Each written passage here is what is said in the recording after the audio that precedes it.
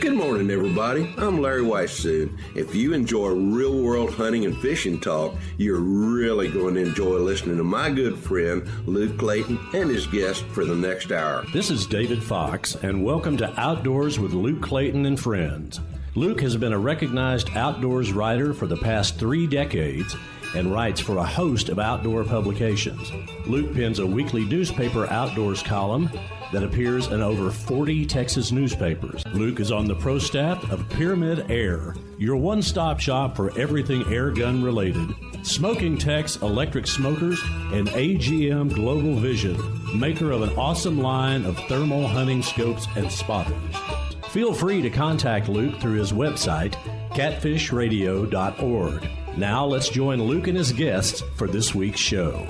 Well, thank you guys for that nice introduction. And folks, for 18 and a half years, Mr. Larry Weissoon, my buddy, has been with us in Campfire Talk, and he's here this morning. Good morning to you, Larry. Look, I am so truly honored to have been with you all these years.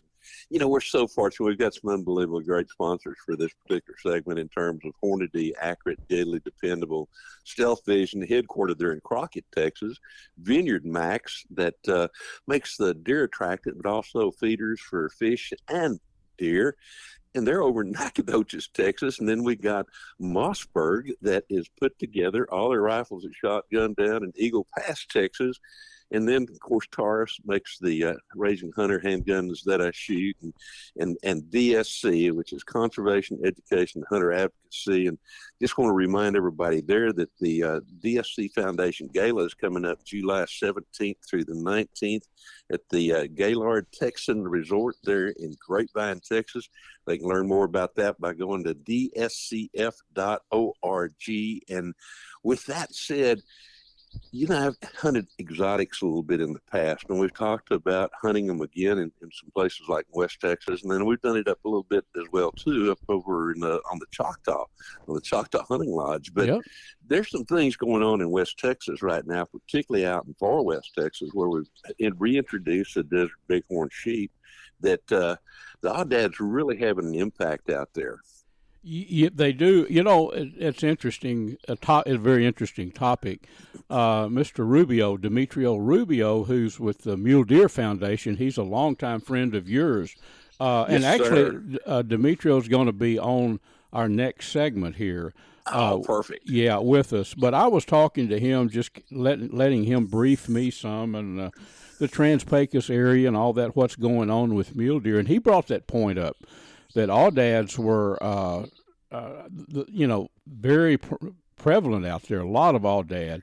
And I guess, an Aoudad is, I know for a fact they're a tough critter, and they can make it on, I guess they can survive where a lot of animals wouldn't. So, but I didn't know that, Larry, until now, that they had really, I knew around Uvalde, your old country there, where you spent so many years lived. Yeah, sure. It's a lot of them there, but even out in the Trans-Pecos. So I guess they could be, and I guess they are a problem with like the native sheep, the wild sheep out there. They really are. They were brought across, really kind of released, I think, back in about the 1930s in a lot of different places and in exotic places and exotic ranches kind of thing, and escaped and then stocked out there. And they're originally from the northern Sahara Desert of in the mountains, like where Chad in Africa. And as a result, they can survive actually on next to nothing. And so they do extremely well, and they can breed twice a year, not as quickly as what a wild hog does, but they're like a horse in that 28 days after birth, they will rebreed. So those populations out there have increased unbelievably to where there are literally thousands of them out there. And if probably not tens of thousands, and they're starting to compete very heavily with some of the native species that we have out there, particularly like the desert mule deer, and you get up into the mountains and down in the lower part of the Trans-Pecos out there, and with the little Carmen Mountain whitetail, but then also they're direct competitors with our wild sheep that were introduced back again. We had desert bighorns all throughout that part of the world of Texas many, many years ago, and we lost them pretty much in the early 1900s due to blue tongue, which was carried by domestic sheep. Now what's happened is we have brought back the desert bighorn. It's done very, very well until all of a sudden this huge, seemed like almost like the wild hog thing, the numbers of Aoudads out there reached this number to where they didn't just increase mathematically, they increased almost geometrically. So the unfortunate thing about that is they're competing with the in those areas where we've released the desert bighorn for food and space, but also the Aoudad can carry a form of pneumonia that these desert bighorns have never before encountered. And so we're starting to lose a tremendous number comparative to the population that's there of desert bighorn. So they're truly are competing with desert bighorn. Very recently on my DSC's Campfires podcast that I do, I had Mr. Sam Cunningham, who's the president of the Texas Bighorn and Sheep Society. And he and I talked about this. And basically what he's saying is that over a period of time, some of the landowners are going to have to make a choice whether or not they hope to have desert bighorn sheep in West Texas or Aoudad. So kind of dilemma, but it also hopefully will increase the hunting access out there. Audads, Larry, I remember my first encounter with Aoudad probably 30 years ago. It was up at a high-fenced area up at Squaw Mountain Ranch up there in Jack County. Sir. And they had a herd, and they were actually breeding and raising up there. Yes, sir. That was a big high-fenced ranch up there. And I remember those were the most wary critters. They were. I mean, even a white-tailed deer come into a feeder, and, an old buck, he may be a little spooky, but as a rule, they'll pattern. But these Aoudad, the ranch owner wanted me to shoot one, and I did. But I was lucky to get it. Just before dark, I mean, they come in, and the ewes come in with the young first, but they were very skittish, and the males were hanging back. I shot a pretty nice one, as the horns on Aoudad go. But I remember that animal stayed back in the brush till the last minute, and he very, very cautious. And in the wild, I've hunted him a little bit too. Book a hunt out there, folks, and I've got a question, Larry, for you. I do not like mutton. I just don't. I've had my son-in-law is about a pretty good chef, and I can make the best chops you've ever had. I just don't like it. Bottom line, that's the only. The domestic sheep. How do the Aoudads stack up? I've never eaten. Oh, I had some sausage one time, but you can make sausage out of about anything, and it was pretty good sausage. But how would the chops or the loin off of a Aoudad be, a young one, Luke, I was laughing because I share that same thing with you. I've been fortunate to travel pretty much all over the world, and I have tried lamb everywhere, and they go, well, you haven't had it the way I did. Right, yeah. I just don't care for it. That said, the Aoudad I've eaten Aoudad numerous times, particularly years ago on one of the ranches that I took care of. We shot a lot a year and a half on to about that age class, and they were out of this world delicious. They have no flavor that's even close to anything that that lanolin type taste that you have talked about in the past, and those kind of things. To me, it's very much like. Brag a lot on the white-tailed deer that have been eating fillery out in West Texas. Oh yes. Okay, that's about how those young Aoudad particularly are. The young ones, the ewes get a little bit tough. Some of the old rams that people hunt for, to put on the wall and that kind of thing. The flavor is delicious, but it's ungodly tough.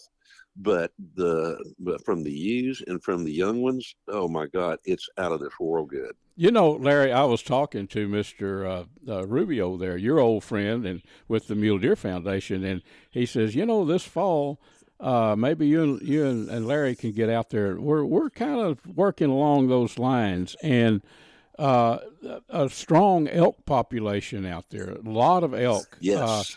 Wouldn't it be fun to get out there? And of course, you and I both, we like game meat. But if we were fortunate to knock down a cow elk or whatever, that'd be great. Bring some elk meat back, and just film you calling mule deer. I don't know if there's a lot of film of you doing that. I don't think there is. Maybe there is. I haven't seen it. But get you, folks. Larry put these mule deer in your lap, calling them. I've been there and filmed you a little bit doing it. But that would make a show, and then you pick out the Aoudad that you think would be good to eat. Yes. and I'll shoot it and skin it and bring some Aoudad. I'd like to try it.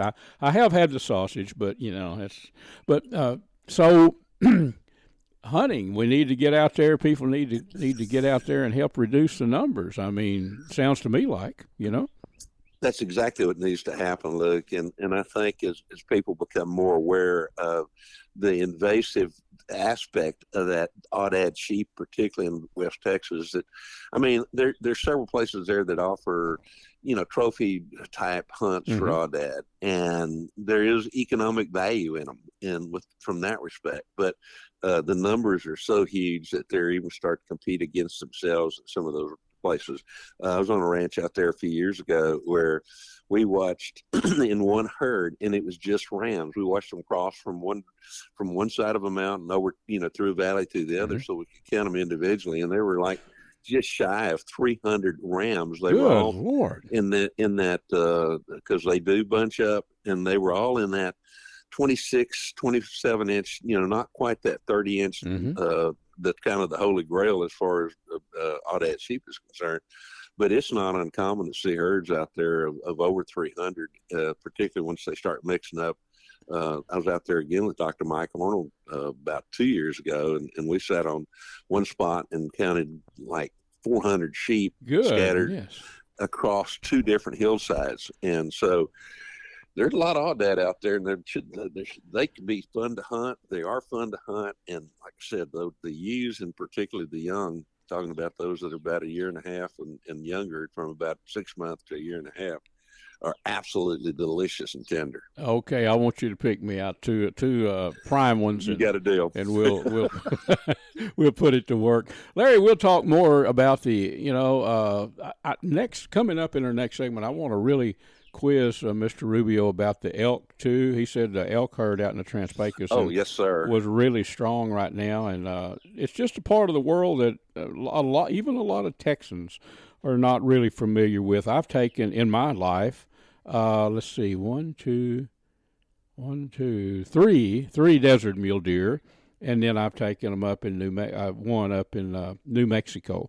But it's just a treat, and we've got some really good hunting in places out there in West Texas. So I believe we are out of time for our campfire talk, Larry. But thanks again, for being with us every week. And we'll see everybody right back here next week.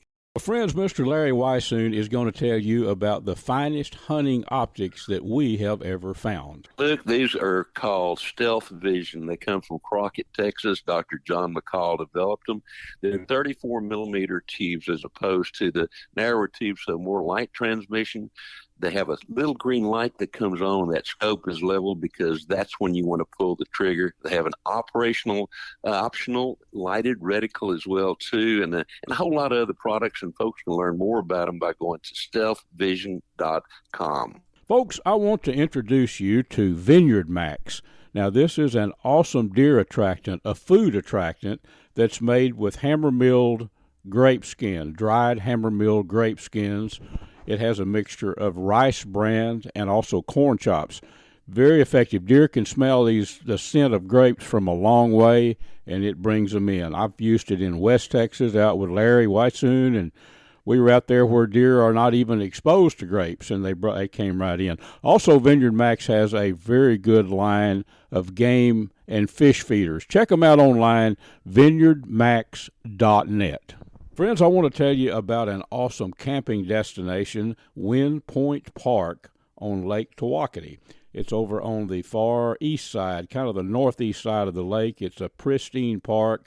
You can go there and view, I think they estimated a couple of hundred deer on that couple of hundred acres there.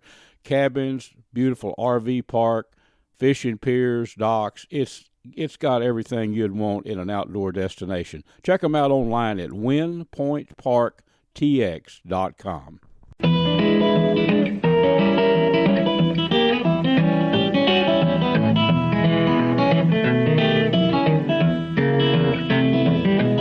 Folks, this segment is made possible by Smokin Tex electric smokers that I've been using a long, long time, CatfishPro, catfishing baits and catfish supplies, Ultrimatic Feeders, and AGM Global Vision, maker of the spotters and thermal scopes that I hunt with. Well, friends, you know, a lot of Texans think that you have to travel to the Rocky Mountains or way off somewhere to hunt mule deer. But that's not the case. There's a very healthy population of mule deer in many counties up in the Texas Panhandle and the Trans-Pecos. Did you know that there's an organization called the Mule Deer Foundation that's all about learning about mule deer and benefiting the deer themselves? And the director here, Mr. Demetrio Rubio, is with us. And I tell you, I love to hunt mule deer regardless of where they are, but especially in Texas. I bet we'll learn a thing or two from Mr. Rubio. Demetrio, thank you, sir, for being with us and sharing some information today. Yes, sir. Thank you for having me. Yep. So tell us, if you would, your position with what you do with the Mule Deer Foundation, and then we'll talk a little bit about the foundation itself. How about that? Yes, sir. Well, I'm the Western Texas Regional Director for Mule Deer Foundation. I am in charge of all Western Texas, Texas Panhandle, and South Texas. And I'm also the New Mexico Regional Director for Mule Deer Foundation. And the Mule Deer Foundation's mission is to ensure the conservation of mule deer, black-tailed deer, and their habitat. And what my job is in the state of Texas and New Mexico is to have fundraising banquets to raise conservation dollars to put on the ground for a mule deer habitat. I got you. Well, folks are listening all over Texas and actually up in Arkansas and Oklahoma to our show each week. And this show, Mr. Rubio, becomes a podcast, and people listen to the podcast all over, but first it runs on all of our awesome radio stations. That's my big deal. So people listening, regardless where they're at, if they like to hunt mule deer, the foundation would be a way to actually learn more about the deer and maybe hunting them, right? Yes, sir. Yep. And all they have to do is log on to either muledeer.org on the website. Look us up on Facebook under my name or the Mule Deer Foundation of Texas. But we do all kinds of, our main conservation purpose in our states is private and public land conservation projects. Yes, sir. You know, something that a question that I've had, I've hunted desert mule deer, out in Fort Stockton, that area, Alpine, out there. I've taken a couple of desert mule deer in my life. The panhandle mule deer, do you think as a rule that the panhandle mule deer, it just seems to me that I might be not correct on this, but it seems like the body size on those deer might be bigger. Would those be the Rocky Mountain mule deer, do you think, as a rule, up in the panhandle? Or is there a good answer to that, you know? Well, I have seen, like you said, the bodies are bigger on the Texas Panhandle mule deer. They seem to do migrate. Yeah. And I'm thinking the closer the Texas Panhandle is to Colorado and some other northern states, I'm sure they migrate. Which our West Texas mule deer, they're a lot smaller in size, but but as far as the size, yes, the Texas Panhandle mule deer do appear to be bigger in size, probably because of the migratory deal. That's true. I've thought about that a lot, and then maybe a portion of it could be the agricultural stuff up there too. The Trans-Pecos it's pretty wild country.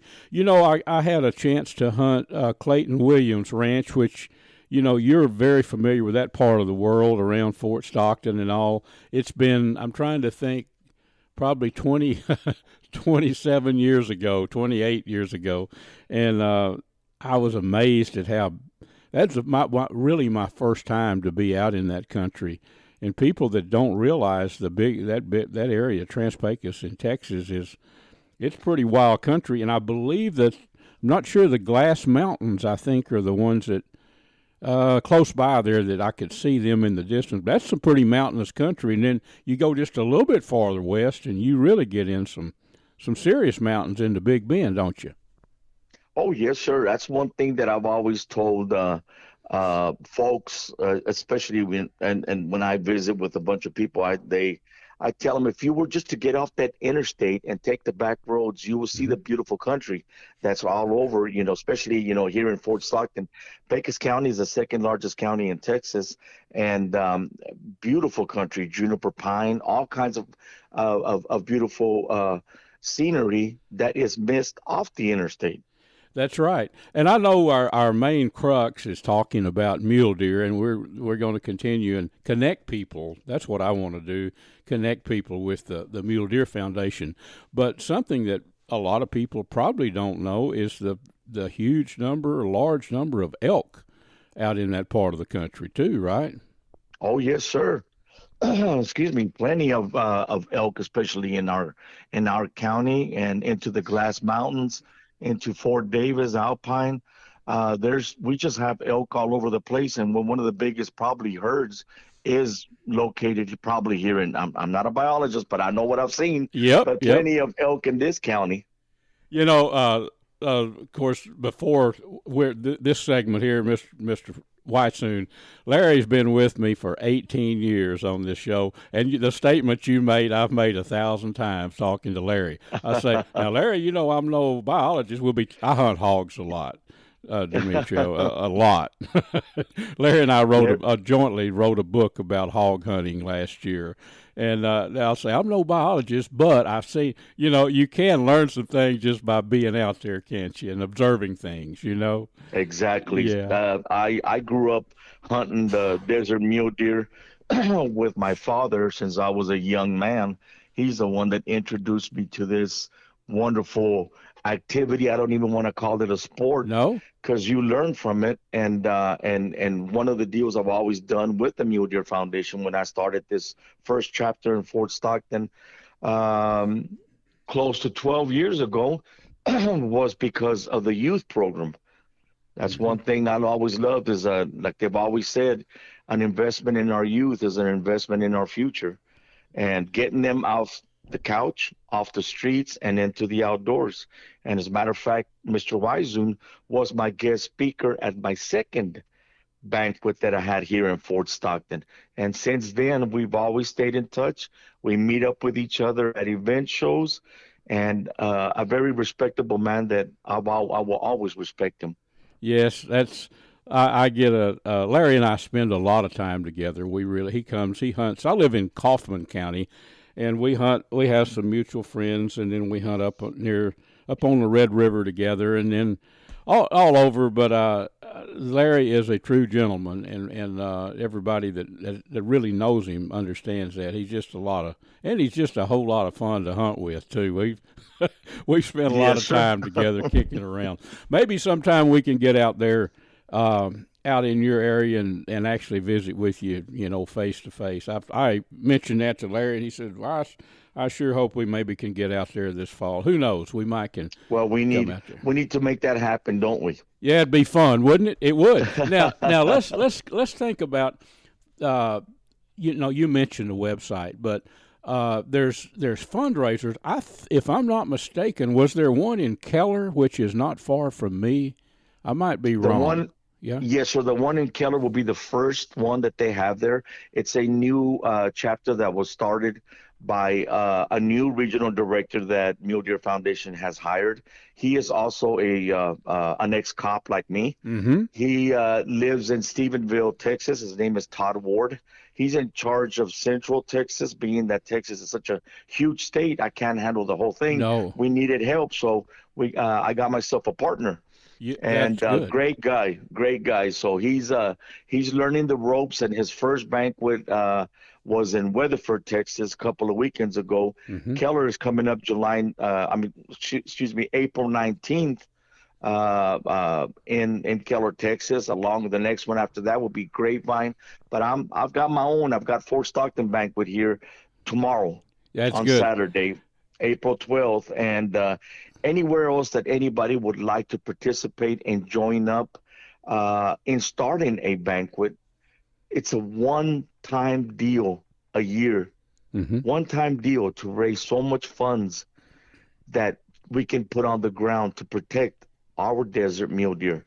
Our money stays in the state of Texas, and that's what we need to create more chapters. And I'm headed to South Texas to create more. Monday morning after the banquet in Fort Stockton, I'm headed to Lubbock and Amarillo to start up those 2 new chapters.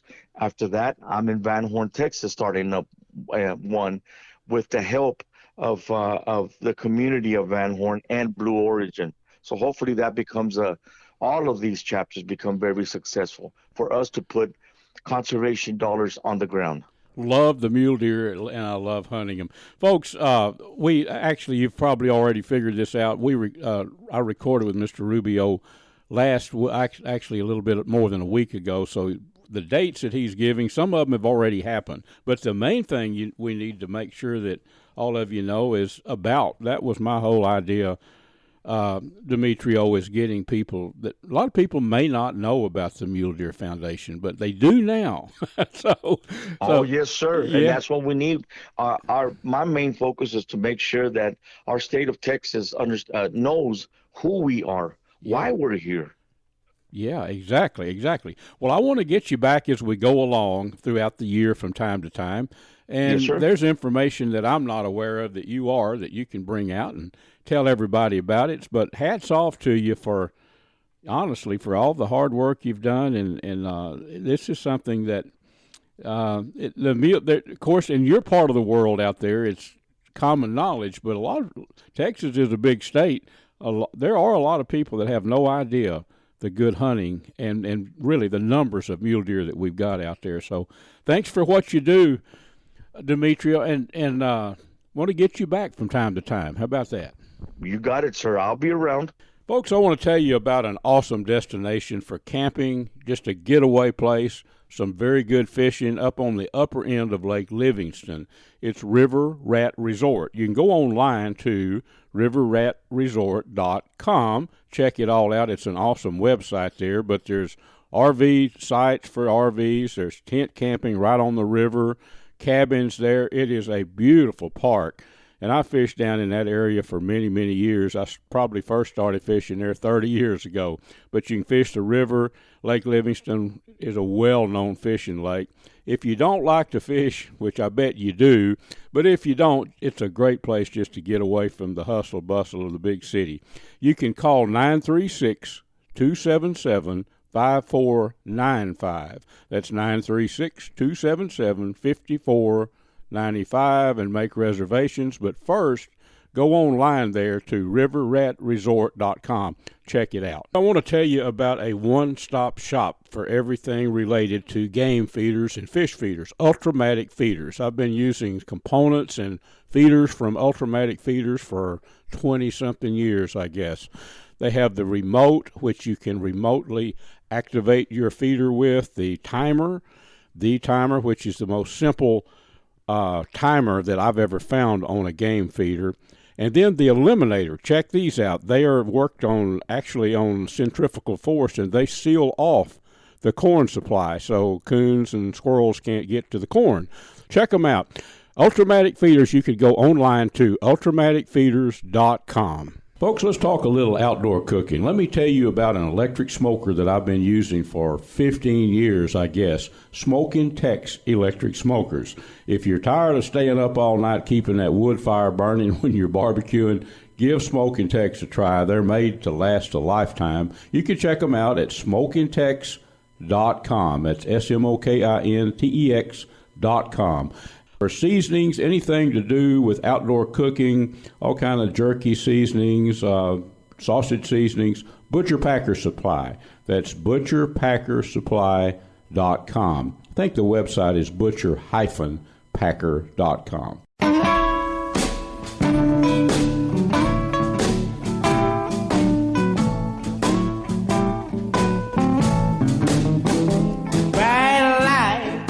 Friends, this segment is made possible by Platinum Cadillac and Chevrolet in Terrell, Texas. Stop by and visit with my buddy, Mr. Justin Rudd, and his team of experts, and let them put you in a new Chevy pickup or a Cadillac or whatever you might be in the market for.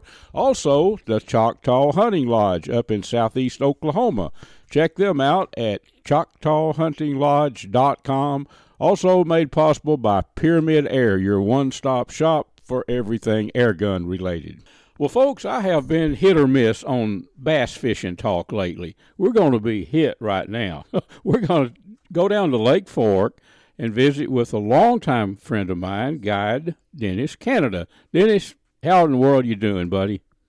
Man, I'm doing all right. How about yourself? Yeah, all is good. All is good. You know, for an old Good guy, deal.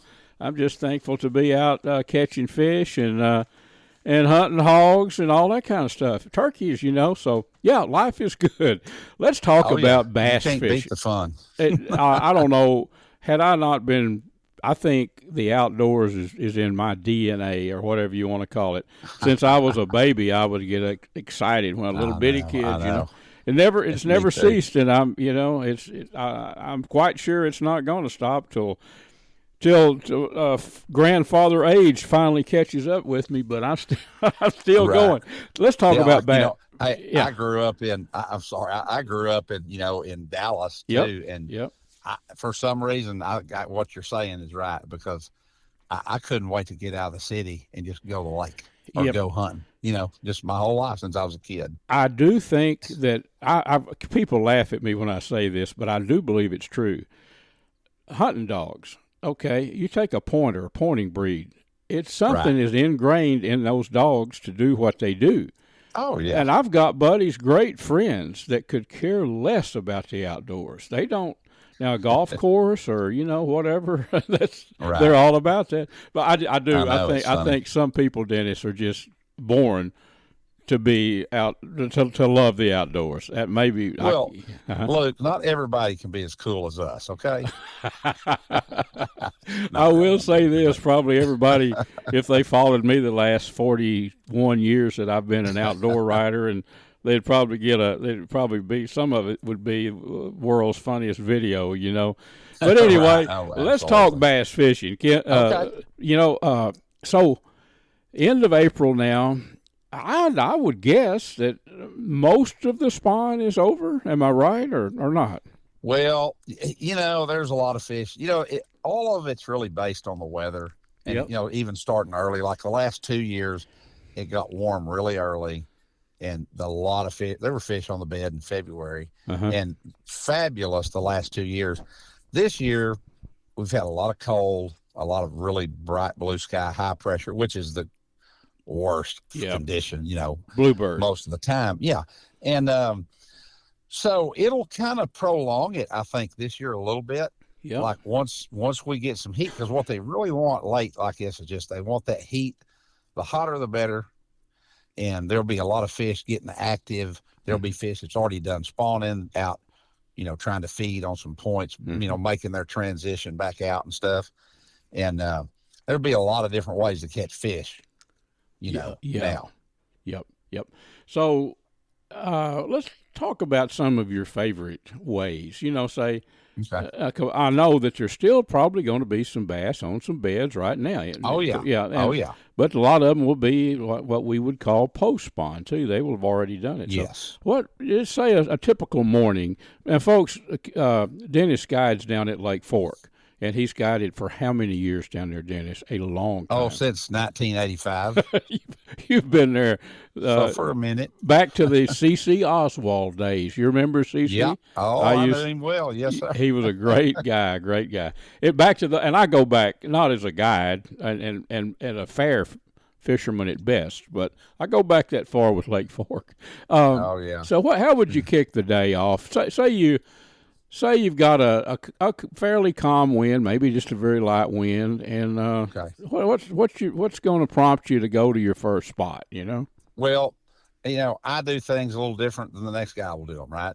So, I might be, because I like to target bigger fish, right? So I like to go out. I may go start on the points, like secondary points, places where these fish might be moving out, on the edge of a big flat or something where they're staging out and getting ready to get out, kind of start to go offshore and, on the post spawn. And so I would target that. I might throw a Carolina rig, might throw a crankbait, or something like that, But yes, sir. Now what your fishermen like to do, and what is a really good way, is now there's a lot of male bass left. Still some females, but there's a lot of male bass that are garden fry. They're chasing brim and everything else that wants to eat their eggs, so they're in the protection mode, and they get pretty active. And we've got quite a bit of grass this year up in the shallows. So a hollow body frog or whatever kind of frog that a guy likes to throw, already caught some on it, popar, but the warmer it gets, the better. So, square bill crankbaits, and things like that, just kind of moving bait, little underspin swim baits and kind of mimicking little shad and brim and stuff. And you get around those males and they get pretty vicious, and so you can do pretty good early in the morning, even late in the evening, by, just taking that frog and staying around that shallow in that vegetation. Yep. And you're going to catch bass, pound and a half to 3 or 4 pounds, or there'll be some 4 or 5 pound males up there. Sometimes, and then you may see those fish doing that. You're back in a cove and you've got a point in them, and sure enough, every year you'll start seeing these fish start schooling. They'll have a few of them will have bunched up, and there's different sizes of shad. You might see them eating small shad, but you might find those ones eating those 4 and 5 inch threadfin shad, and that'll be your bigger females that have backed up. But they'll do that, and they won't be in big number, but you'll find those patches of them, and you'll be, oh my gosh, you go over there and pick a crankbait up, and you catch bigger fish. But in those shallow fish, pound and a half to 4 is a good, but if you get in the right place, you can usually catch some pretty good numbers of them. Yes, sir. I'm going to guess that for that, average guy, weekend fisherman, for numbers and with the chance to catch a bigger one, that's a good plan. But I'll also bet and guess that someone like yourself that's been fishing down there about 120 years on all those points, right, that your brain is going to reflect back, hey, I remember, you're going to recall a bunch of those spots that where good things have happened, right? And that's where experience, there's no, regardless of what we do in life, and I don't want to sound like a philosopher, but there's no replacement for experience. None. Oh my goodness. Nothing that I found other than just doing it. I tell guys all the time, and I mean, look, this is not braggingly, but I just tell them there's no way you can know some of the things that I know. They ask about what do I do, and it's but it comes with, God, I've been out there for 40,000 hours, of fishing, and you just see things, and things happen and just stuff, and hey, when I do this, I need to have the red tail on there or whatever. There's many things, but it's just funny. But you're right. I mean, just having that experience, and a lot of times, I'll just think of something, and I'm like, oh man, I caught those 2 years ago or 5 years ago on a 6-inch lizard right now, and I just back off, throw a Carolina rig, boom, and you start catching fish. No replacement for the experience, especially fishing. Exactly. Anything too. It's kind of a sideline that's funny to me. It is. I'll have maybe it's a week that I don't really do anything actively in the outdoors, and there are weeks like that. I'm not always shooting and fishing. Right. But a lot of times I am. But I've had buddies, they know I've got a newspaper deadline, and that column now runs in about 45 different Texas newspapers every week. So they'll say, right. What are you going to write about this week, Luke? This might be on a Friday, and my deadline will be Sunday night. And I say, I don't know just yet. And they'd say, isn't that thing like 1,200 words? I said, yeah. But what they don't realize, I've got 42 years of spring story to look back on, and it's never a problem. But well, coming into May, say a 3 more weeks, will things change there at Fork or? Yes. So, a Carolina rig works really good. Okay. Yep. Mm-hmm. I mean, but there's people, like I say, that do different patterns. There's people that'll start with a top water every morning because they love the top water. Yeah, right. Whatever the top water is. I start to target and try to get offshore a little bit as it gets on into May. And, because you're kind of ahead of the game. Mm-hmm. If you stay up there top watering the whole time, and then those fish, it doesn't take those bigger fish, all that long to transition out. Mm-hmm. They go a lot faster than the fisherman does. So I'll go out there a little earlier, and I'll kind of start targeting some of these points, hitting some main lake stuff, big crankbaits, Carolina rigs, checking some, little deeper stuff where they're moving off feeding. And then you're kind of on your game a little bit when they do finally, a bunch of them move out there. You know? But it's a good time. May's a good time. It can be slow post-spawn sometimes. You can go out and, man, it can be rough. And a lot of it's just based on the weather. Yep.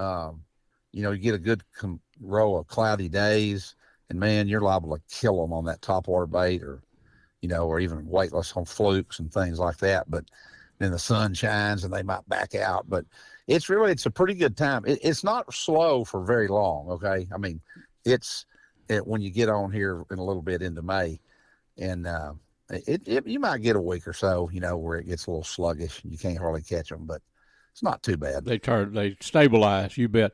Well, Dennis, I would like you to leave a contact number or anything where people can get down at Fork and fish with a very veteran bass guide down there. How would they contact you? Well, my phone number is 903-335-6524, and I certainly, anyone that calls, I would appreciate it, and I like to, I make a lot of friends, and I don't run too many people off, try to be nice to them. Kind of like an old outdoor writer, I know. Me. That's right, Dennis. Well, that's good. And folks, remember, catfishradio.org is where this radio show is archived every week. You can go there this week. You can listen to our conversation. But and thanks a lot to all the great radio stations that run this show. I really appreciate that big time. But after the show airs on the radio station, it becomes a podcast. And you can go to iHeart, Apple, any of those, and just Catfish Radio with Luke Clayton and friends. And you can listen to it. Dennis, your number is 903-335-6524. And folks, you can call Dennis, and he's, as you've heard, he's pretty interesting to talk to. You can book a trip with him too. Dennis, thank you, buddy, for being with us. Luke, I really appreciate it, man. I enjoy every time we do something like this, and you need to come on out too, and let's go fishing. It's going to happen. For about the past decade, I've been hunting editor for Airgun Hobbyist magazine. I think the only magazine devoted strictly to airgun shooting and hunting in the country. Well, in that length of time, I've learned quite a bit about big bore air guns and smaller calibers too. A spot to go to that if you're interested in air guns, you need to know about Pyramyd Air. The website is PYRAMYD, PyramydAir.com. They have anything and everything you need, from the guns themselves, the big bores or the smaller calibers, to the accessories. Just remember PyramydAir.com, and there's a number when you get on the website if you need to call and talk to somebody, give them a buzz, and they can fill you in on little details that you might need to know about shooting or hunting with big bore air guns. While you're on the website there, I'd like you to check out the big bore air gun that I've done a great deal of hunting with. It's the Seneca Dragon Claw, 50 caliber, pressures up to 3,000 psi, and it looks like a conventional rifle. Wooden stock. I think you'll like the appearance, and I know you'll like the performance. It shoots not only bullets, but also air bolts as well, tipped with a broadhead. Check it out. It's the Seneca Dragon Claw. The snowflakes fall as winter comes, and time just seems to fly.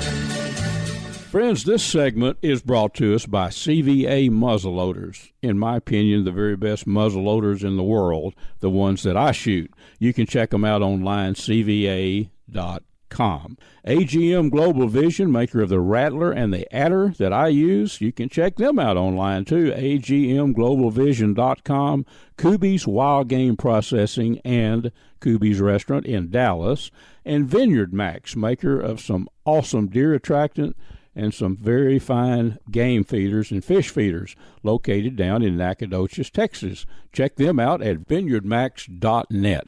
Hi, friends. It's your old buddy Luke Clayton, and we are about to wrap this show up. How about today's show? Mr. Larry Weissoon's been with me every week for 18 and a half years. We had Demetrio Rubio, Mr. Rubio, with us today, and with the Mule Deer Foundation, and I hope you learned a few things. I know I did. I plan to get Rubio on regularly throughout the year and let him keep us informed on the mule deer situation. You know, we got some awesome mule deer hunting, Texas Panhandle and out in Trans-Pecos. So right here in Texas, they say we have it all. We do have not only whitetail, but we've got some good mule deer hunting and elk out in that part of the world too on private ranches. So thanks to Rubio, Mr. Dennis Canada, if you look up Bass Fishing Guide in the dictionary, you should see Mr. Canada's picture there. He's been a friend for decades. He's also one of the most popular bass guides out on Lake Fork. So he shed some good light on the bass fishing, spring bass fishing down at Fork with us. I want to shed some light here in just a little bit on some recipe, a couple of ways to cook wild turkey that I've learned through the years. But first, I want to thank some people. I want to thank Jeff Rice, my good buddy, that actually puts Catfish Radio on the website, catfishradio.org. That's where all of our fine radio stations get it, and you can actually listen to that after it airs. You can go to catfishradio.org, and all 4 segments are there after you hear it, later on, after it's on the radio. Also, it may trick some people up, but this show, the 4 segments, becomes an hour-long podcast on iHeart, Apple, Spotify, all those places that people get podcasts, Catfish Radio with Luke Clayton and Friends. So sometimes you may be listening to the show from Bangor, Maine or somewhere. Where is Lake Tawakoni or something? But as a podcast, it's popular also. So I want to tell everybody about that. Mr. Dustin Warnke is our producer. He does a great job putting all this together, balancing everything out. And so thanks to him, thanks to everybody, and especially these radio stations too. These stations there's a ton of outdoor shows, but they chose to run our show, and I promise to keep the show varied, hunting and fishing and camping, anything that to do with outdoors, the cooking part. I know a lot of people enjoy that. So, speaking of cooking, I want to share a couple of wild turkey recipes with you. Now, comparing wild turkey to a butterball you buy at the Walmart discount thing or whatever, no comparison. It's going to be tough. A wild turkey is tough by nature. Why wouldn't it be? It's got to use those legs to get him around, chase grasshoppers, and run away from coyotes and everything else. So just like a wild hog, people ask, are wild hogs good eating? They can be. I'm pretty choosy when I shoot a wild hog, but yeah, they're not as lean. I mean, they are not as fat. They are way more lean than domestic hogs. So wild turkey's the same way. Now, years ago, I used to see a lot more people use only the white meat, the breast meat of a wild turkey. They didn't know what to do with the drumsticks and the thighs. I'm going to give you a recipe for those that you'll never, ever again have to wonder how to put them to use. I'm going to tell you how I make fajitas out of them. I do this every spring. I usually share this recipe, but a lot of people have started using it. The white meat, I'll usually just breast out, will breast out the 2 breast halves. When I'm butchering a turkey, I've got 2 breast halves, 2 drumsticks, and 2 thighs, and I'll I'll separate the thigh from the drumstick. Now, for the breast meat, I like to chicken fry those. Now, the meat is dry. Wild turkey meat has not been pumped full of fat, butter, and all that, like a domestic bird has. So you're going to have to cook it with moisture, or add moisture, I should, especially with the breast meat. So what I do is Louisiana hot sauce. Put you a little Louisiana hot sauce in a baggie. Cut those fillets. Actually, when you take the breast half, I cut them across the grain there, and make them a little less than a half-inch thick. And make a nice little chicken fried. We could call it wild turkey planks, whatever you want to call it. But they are really, really good. Dust them with really a little black pepper and salt is all you really need, but you could put any dry seasoning you want on them. I usually don't dip them in milk and egg. I never put them in a batter with egg, but that Louisiana hot sauce will give them enough moisture where the flour will adhere. And then just roll them in flour and fry them till they're golden, and you will have some of the best wild turkey planks you've ever eaten. That's a good way to do it. Another way is turkey wraps. You can use jalapeno, a little cream cheese, a little cheddar cheese if you like that. Put some onion on there, just a regular bacon wrap, and grill them. They are awesome like that. So, and sometimes I'll even have stuffed wild turkey breast, and that's really good. Just kind of butterfly that turkey breast half, open it up, if you will, and load it up with cream cheese and bacon bits, whatever you want, jalapeno for sure, little garlic powder, season it up well, wrap it with a fatty bacon, and you can cook it in a cast iron. I cook it in a cast iron skillet a lot with a lid on it, or you can grill it either way. So it's good any way you want to cook it.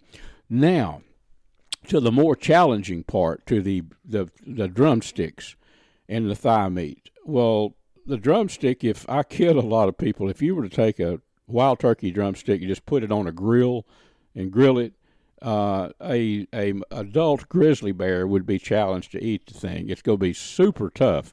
So how do we make it tender? Slow cooking with moisture. Bingo. It's simple. I use a Smokin Tex electric smoker for a lot of my outdoor cooking, for barbecue and smoking stuff. I've used them for years. You can go to SmokinTex.com. There is no better electric smoker. And the flavor, people bicker about, well, it's not a real wood smoker. I challenge anybody to tell the difference, because I saw little limbs off of our hickory trees here where I live, pecan wood, put it in that smoke box. The flavor is exactly like if I stayed up all night poking wood in my wood-fired smoker. So you need to put some wood smoke on it. So what I'll do, I'll take usually an aluminum pan, just a little cheap throwaway aluminum pan. I'll put the thigh meat and the drumsticks in there. Now I'll dust them liberally. This is important, with Fiesta brand seasoning, fajita seasoning. It's not too salty, and it's just the best in my opinion. So, but you'll need to have some way for that to adhere to your drumstick. So coat them with olive oil is what I usually use. You could use just regular cooking oil. That way your dry seasoning will stay on the meat. And simply put it in your smoker, whatever smoker you're going to use. And with mine, my Smokin Tex, I set it at 225, and I'll let that smoke uncovered for a couple of hours. Then I'll wrap it up, and I usually add just a little bit more olive oil, wrap it up with foil real tight, and then cut my thermostat down to about 200, or leave it at 225 if it's during the day. Sometimes I'll let this cook all night at 190 or 200, but it'll take at 225. It'll take about probably 4 hours. It'll steam that meat, and what you'll have when you get through, you'll have the drumsticks. Just take your fingers and pull that meat off the bone. The feather bones will stay right there with the leg bone. And then you've got some well-seasoned fajita meat. And, of course, the thigh, you can just actually let it cool a little bit and just cut that off the bone or pull it off with your fingers. It'll be that tender. I just put that in a skillet, kind of chop it up where it's like fajita meat.